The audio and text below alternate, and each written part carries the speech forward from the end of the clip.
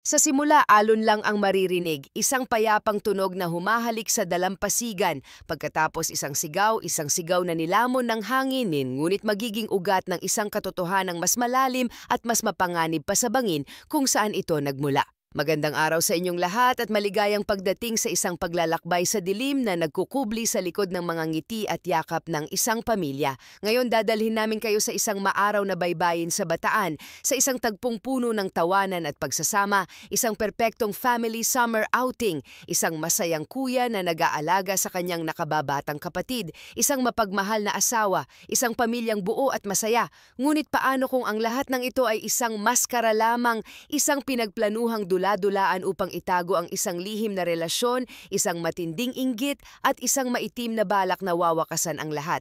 Ang kwentong ito ay hindi lamang tungkol sa isang aksidente. Ito ay tungkol sa isang taong pinagtaksilan ng mga pinakamalapit sa kanyang puso, itinulak sa bingit ng kamatayan at nagbalik mula sa anino hindi bilang isang biktima kundi bilang isang multo na maniningil ng hustisya. Paano nga ba ang isang perpektong araw sa paraiso ay naging isang pinagplanuhang impyerno? At paano ang isang taong idineklara ng patay ay muling babangon upang ilantad ang katotohanang mas masakit pa sa anumang sugat? Samahan ninyo kami sa pagbubulatlat ng isang kaso ng pagtataksil, kasakiman at ang hindi mapapantayang lakas ng isang taong inagawan ng lahat.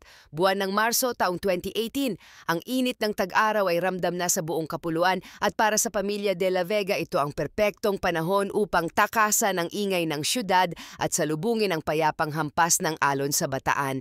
Ang lahat ay tila nasa ayos. Ang pinuno ng kasiyahan ay si Ricky De La Vega, isang lalaking may edad na 42 na ang ngingiti ay kasing lawak ng karagatang nasa kanilang harapan. Kasama niya ang kanyang nakababatang kapatid, si Carlo, 38 taong gulang, isang taong mas tahimik ngunit bakas sa muka ang tagumpay at kasiyahan. Sa tabi ni Carlo ang kanyang magandang asawa si Evelyn, 40 taong gulang, na ang bawat galaw ay tila nagpapahiwatig ng pagiging isang perpektong may bahay at ina. Ang kanilang anak na lalaki ay masayang nagtatampisaw sa tubig, ang inosenteng halakhak nito ay sumasabay sa tunog ng alon. Mula sa malayo sila ang larawan ng isang perpektong pamilya, isang pamilyang pinagbuklod ng pagmamahal at dugo.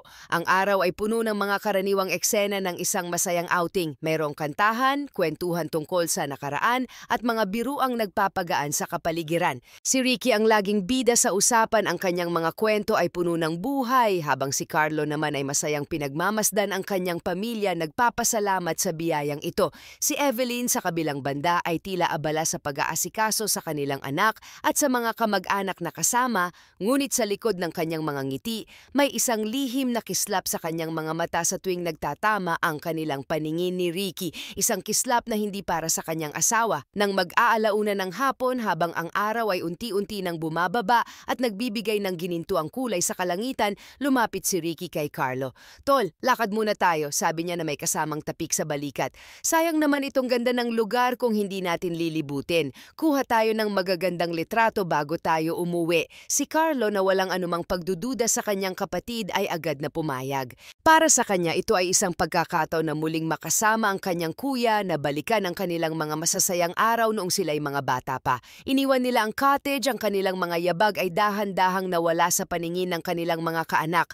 Hindi nila alam, at lalong-lalo na si Carlo, na ang mga yabag na iyon ang magiging huling palatandaan ng kanyang buhay, ang buhay na alam ng lahat. Naglakad sila patungo sa isang bahagi ng dalampasigan na may matataas na bato at isang bangin na nakaharap sa malawak na dagat. Ang tanawin ay kapwa maganda at mapanganib. "Dito, tol, ang ganda ng view," sabi ni Ricky habang inaakay si Carlo papalapit sa gilid. Ang tunog ng mga alon na humahampas sa mga bato sa ibaba ay mas malakas sa lugar na iyon, isang perpektong tunog upang itago ang anumang ingay.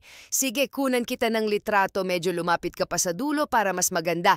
Si Carlo na lubos ang tiwala ay sumunod. Itinaas niya ang kanyang telepono para kumuha ng selfie na ang likuran ay ang papalubog na araw. Sa sandaling iyon, habang siya ay nakatalikod at abala, naramdaman niya ang isang malakas na puwersa sa kanyang likuran. Isang tulak, Isang tulak na hindi niya inaasahan, puno ng bigat at intensyon. Ang kanyang mga mata ay nanlaki sa gulat, hindi sa takot sa pagkahulog, kundi sa katotohanang ang kamay na tumulak sa kanya ay ang kamay ng kanyang sariling kapatid. Ang huling imaheng nakita niya bago lamunin ng hangin ay ang malamig at walang emosyong mukha ni Ricky. Ang kanyang sigaw ay napakabilis, isang desperadong paghingi ng tulong na walang sinumang nakarinig maliban sa dagat at sa taong naging dahilan ng kanyang pagbagsak. Ilang minuto ang lumipas. Sa itaas ng bangin nanatili si Ricky.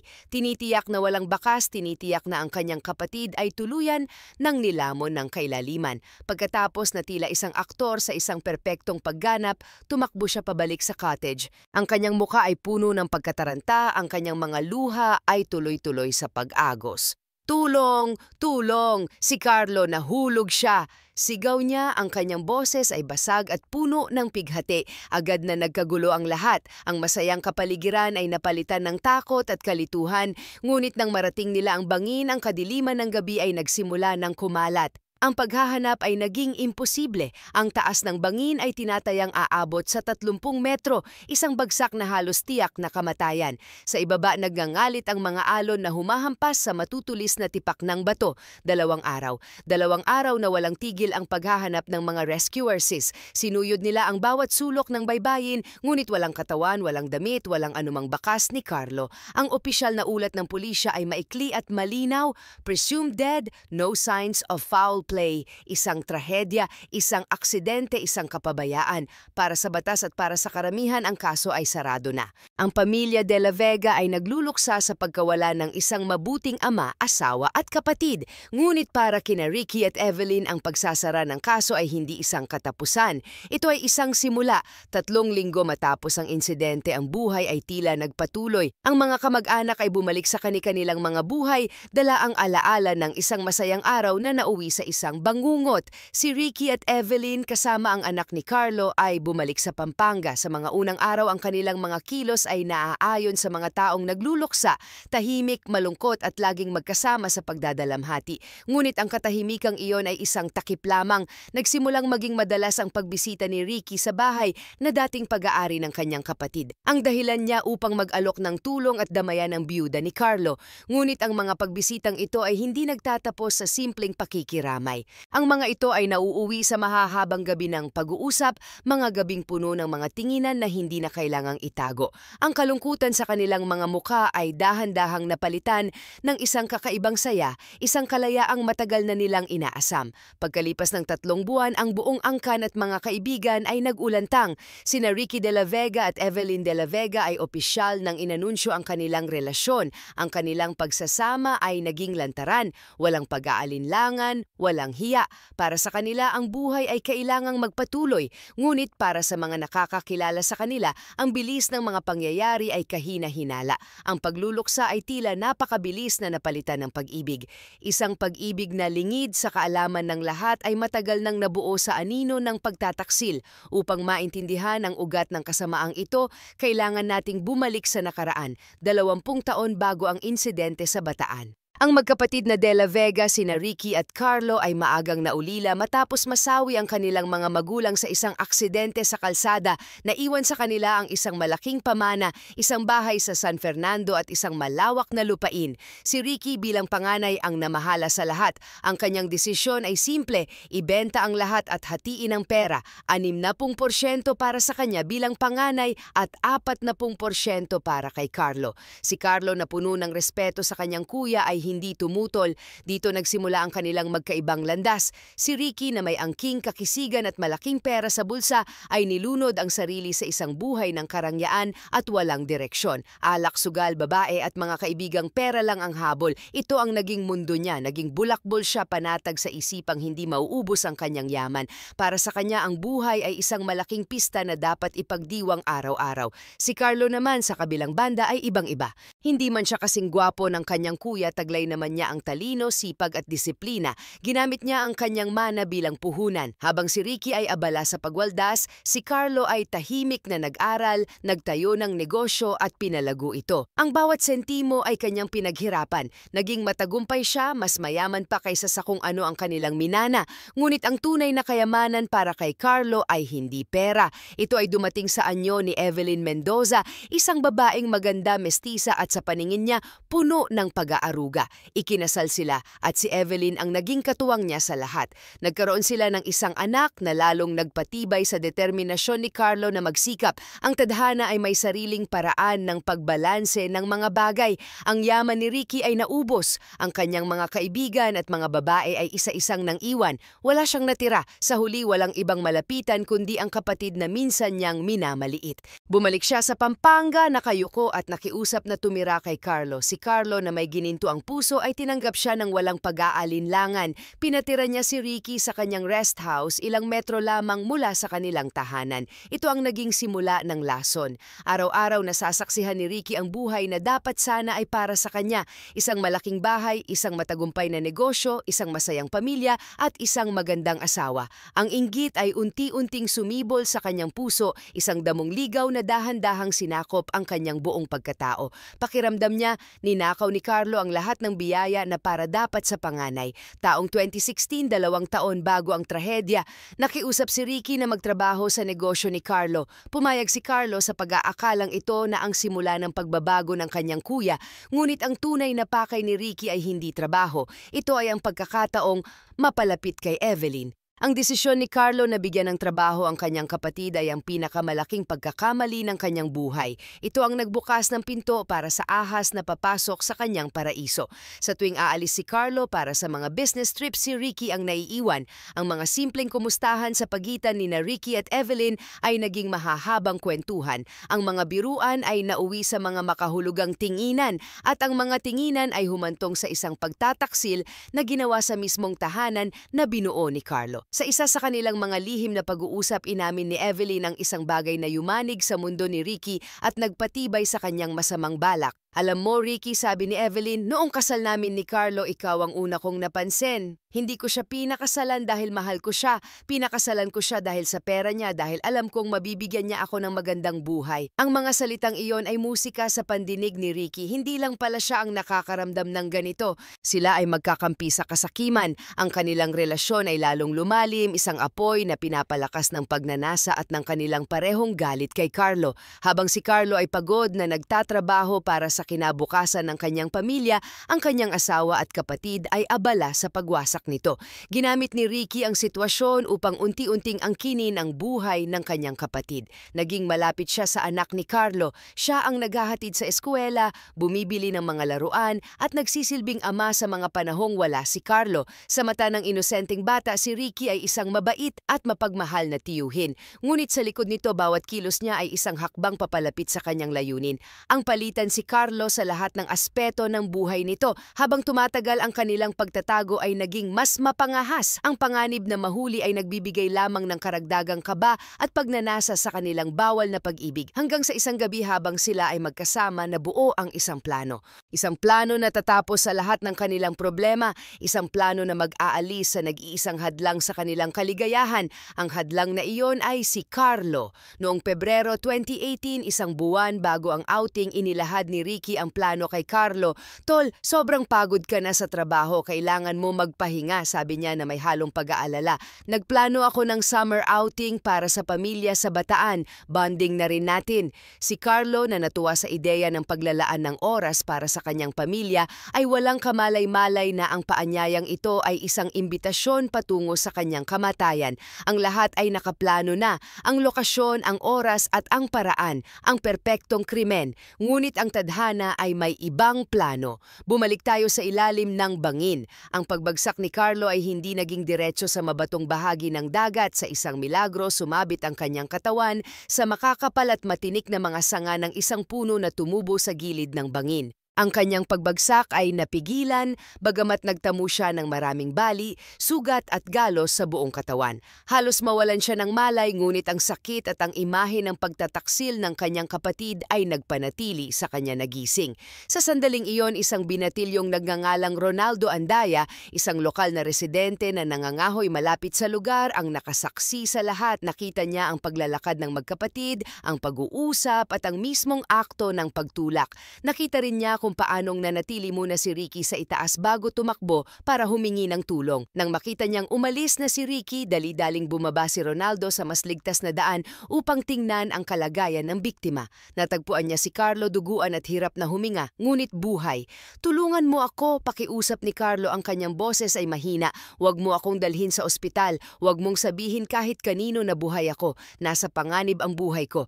Dinala ni Ronaldo si Carlo sa kanilang simpleng tahanan. Doon sa tulong ng kanyang pamilya, ginamot nila ang mga sugat ni Carlo. Sa unang linggo, si Carlo ay halos hindi makapagsalita.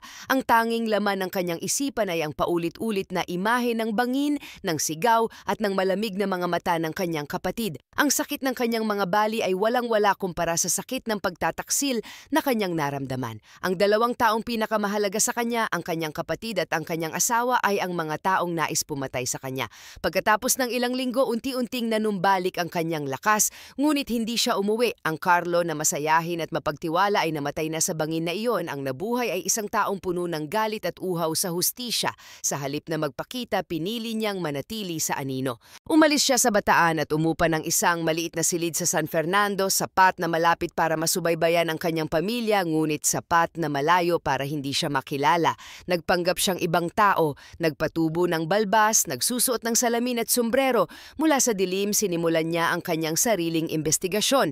Ang kanyang unang nakita ay kumumpirma sa kanyang mga hinala. Nakita niya ang madalas na pagpunta ni Ricky sa kanyang bahay. Nakita niya kung paano sila kumilos ni Evelyn na parang matagal ng mag-asawa. Nakita niya kung gaano kalapit si Ricky sa kanyang anak. Bawat eksena ay isang karayom na tumutusok sa kanyang puso. Walang bakas ng pagluluksa sa kanyang asawa. Ang tanging nakita niya ay kalayaan at saya. Sa loob ng ilang buwan, naging anino si Carlo. Sinundan niya ang bawat kilos ni Ricky at Evelyn. Kumuha siya ng mga litratong nagpapakita ng kanilang pagiging malapit, mga halik na ninakaw, mga yakap na hindi na dapat itago. Natuklasan din niya ang mas malalang katotohanan sa tulong ng ilang pekeng dokumento at ng pahintulot ni Evelyn. Unti-unting inililipat ni Ricky ang ilan sa kanyang mga ari-arian at pera sa pangalan nito. Kinukuha nila ang lahat. Ang bawat ebidensya na kanyang nakalap ay nagpapatibay sa kanyang determinasyon. Ang sakit ay napalitan ng isang malamig na galit. Isang buwan ang lumipas, nabalitaan niya ang pinakamasakit sa lahat, ang plano ni Ricky at Evelyn na magpakasal. Marami sa kanilang mga kamag-anak ang tumutol, ngunit tila wala silang pakialam.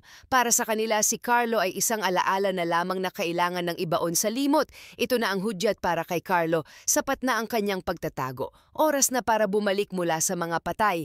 Dala ang lahat ng kanyang ebidensya, ang mga litrato, ang mga dokumento ng paglilipat ng ari-arian at ang pinakamahalaga sa lahat, ang testimonya ng saksi na si Ronaldo Andaya. Pumunta si Carlo sa isang abogado. Mula roon, isinampa nila ang isang reklamo sa pulisya, isang reklamo ng frustrated parricide laban kay Ricky de la Vega at isang kaso ng pakikiapid at pakikipagsabuatan laban kay Evelyn de la Vega. Oktubre 2018, ilang buwan bago ang nakatakdang kasal ni Ricky at Evelyn, ang dalawa ay nasa bahay ni Carlo, masayang nagpaplano para sa kanilang kinabukasan. Biglang dumating ang mga pulis, walang paanyaya, walang babala. Agad silang binasahan ng kanilang mga karapatan at inaresto. Gulat at nagtataka, sumama sila sa mga autoridad. Sa kanilang isip, isang malaking pagkakamali lamang ito. Paano sila makakasuhan kung ang biktima ay wala na? Ngunit ang kanilang kumpiyansa ay biglang naglaho nang makarating sila sa presinto. Sa isang silid, naghihintay ang isang figurang pamilyar ngunit nagbago. Malakas, maayos ang kalagayan at may isang tingin na puno ng galit at tapang. Si Carlo, buhay na buhay. Ang reaksyon ni Ricky ay hindi mailarawan. Nanlaki ang kanyang mga mata, namutla ang kanyang muka.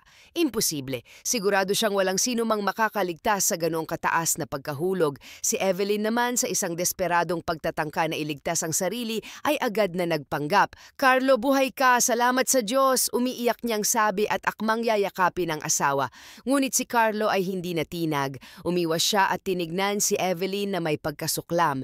"Huwag mo akong hawakan," sabi niya, ang kanyang boses ay malamig na parang yelo. Sa sandaling iyon, alam ni Evelyn na tapos na ang laro. Alam na ni Carlo ang lahat. Ang kaso ay umabot sa Regional Trial Court noong Disyembre 2018. Ang bawat pagdinig ay isang parusa para kay Carlo. Paulit-ulit niyang naririnig ang mga detalye ng araw na iyon, ngunit tiniis niya ang lahat. Kailangan niyang makita ang katapusan nito. Tahimik siyang nakaupo sa bawat sesyon, pinagmamasdan ang dalawang taong minsan niyang minahal at pinagkatiwalaan. Ang prosekusyon ay naglatag ng isang matibay na kaso. Ipinresinta nila ang detalyadong salaysay ni Ronaldo Andaya na malinaw na itinuro si Ricky bilang ang taong tumulak kay Carlo. Ipinakita nila ang mga litrato ng lihim na relasyon ni Ricky at Evelyn. Inilabas nila ang mga dokumento ng bangko at mga titulo ng lupa na nagpapatunay sa kanilang planong kamkamin ang yaman ni Carlo. At ang pinakamatibay na ebidensya, ang mga text messages na nakuha mula sa mga telepono ng dalawang akusado, mga mensaheng naglalaman ng kanilang mga plano at pag-uusap tungkol sa pag-alis kay Carlo sa kanilang landas. Ang depensa ni Ricky at Evelyn ay mahina. Ipinilit nilang isang aksidente ang lahat, na si Carlo ay nadulas at marahil ay naapektuhan ang pag-iisip dahil sa trauma. Ngunit ang mga ebidensya ay hindi nagsisinungaling. Makalipas ang ilang buwan ng paglilitis, binasa ng hukom ang hatol: guilty. Si Ricky De La Vega ay napatunayang nagkasala sa kasong frustrated parricide. Si Evelyn De La Vega ay napatunayang isang accomplice sa krimen. Bukod pa sa kasong adultery, sila ay parehong sinentensyahan ng reclusion temporal o 25 taon ng pagkakabilanggo. Sa wakas, nakamit ni Carlo ang hustisya. Matapos ang lahat, sinubukan ni Carlo na buuin muli ang mga piraso ng kanyang nawasak na buhay.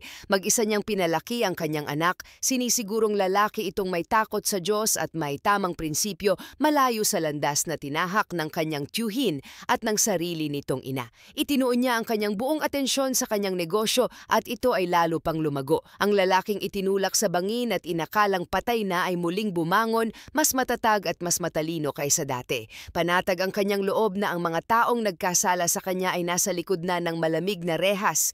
Ngunit sa puso ni Carlo, ang sugat ng pagtataksil ay mananatili magpakailanman. Isang paalala na ang tunay na panganib ay hindi laging nagmumula sa mga estranghero sa dilim. Minsan, ito ay nagmumula sa loob mismo ng ating tahanan, sa dugo at pamilyang pinagkakatiwalaan natin ng buong puso.